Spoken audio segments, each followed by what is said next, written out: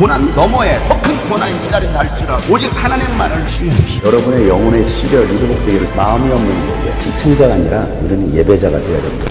샬롬, 기쁜 날, 좋은 날, 행복한 날입니다. 오늘도 주님의 영이 여러분의 심령에 충만하기를 예수 이름으로 축복합니다. 함께 나눌 말씀은 에스겔서 47장 1절부터입니다. 그가 나를 데리고 다시 성전 문으로 갔는데 보니 성전 정면이 동쪽을 향하여 있었는데 문지방 밑에서 물이 솟아나와 동쪽으로 흐르다가 성전의 오른쪽에서 밑으로 흘러내려가서 제단의 남쪽으로 지나갔다. 또 그가 나를 데리고 북쪽 문을 지나서 바깥으로 나와 담을 돌아서 동쪽으로 난 문에 이르렀는데 보니 그 물이 동쪽 문의 오른쪽에서 솟아나고 있었다. 그가 줄자를 가지고 동쪽으로 재면서 가다가 천자가 되는 곳에 이르러 나더러 물을 건너보라고 하기에 건너보니 물이 발목에까지 올라왔다. 그가 또 재면서 가다가 천자가 되는 곳에 이르러 나더러 물을 건너보라고 하기에 건너보니 물이 무릎까지 올라왔다. 그가 또 재면서 가다가 천자가 되는 곳에 이르러 나더러 물을 건너보라고 하기에 건너보니 물이 허리까지 올라왔다. 그가 또 재면서 가다가 천자가 되는 곳에 이르렀는데 거기에서는 물이 내가 건널 수 없는 강이 되었다.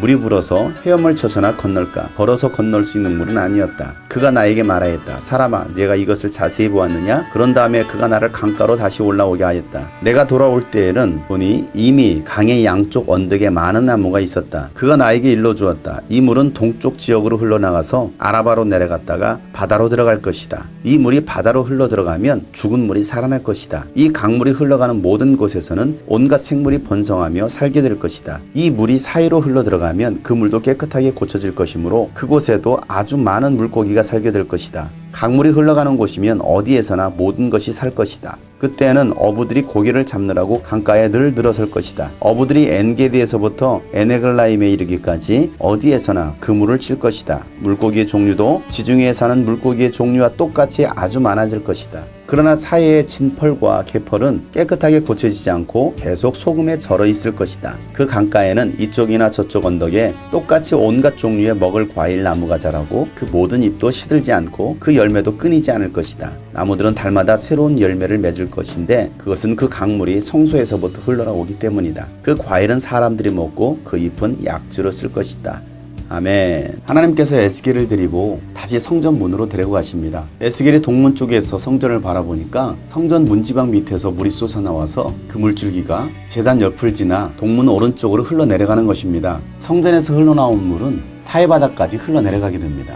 하나님께서 그 물길을 따라 줄자를 재십니다. 그리고 천자가 되었을 때 에스겔에게 물을 건너보라고 말씀하십니다. 물을 건너보니까 발목까지 차오르는 것입니다. 또다시 재면서 가다가 천자가 되었을 때 또 물을 건너보라고 말씀하십니다. 건너보니까 무릎까지 차오르는 것입니다.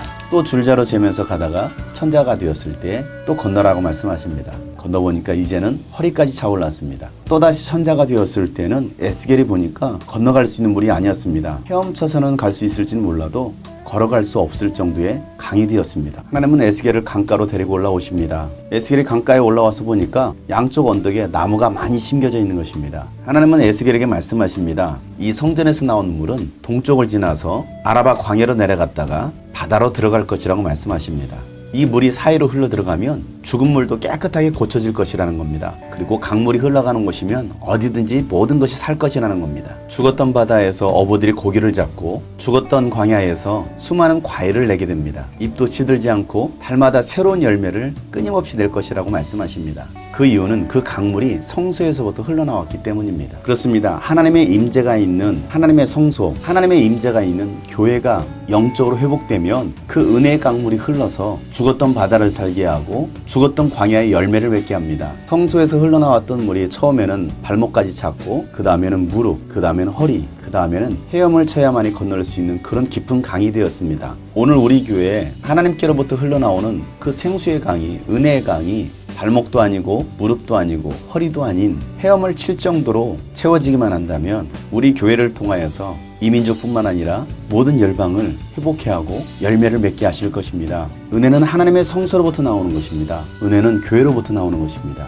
여러분의 은혜의 강물은 발목까지입니까? 무릎까지입니까? 허리까지입니까? 아니면 헤엄을 칠 수 있을 정도로 여러분 하나님의 은혜의 생수로 채워지셨습니까? 오늘도 하나님의 그 생수가 흘러나와서 우리 심령에 채워지고 내 심령에 가득 채워짐으로 나를 통하여서 수많은 사람들이 구원을 받고 서를 따라 많은 열매를 내는 사람이 되기를 간절히 소망합니다.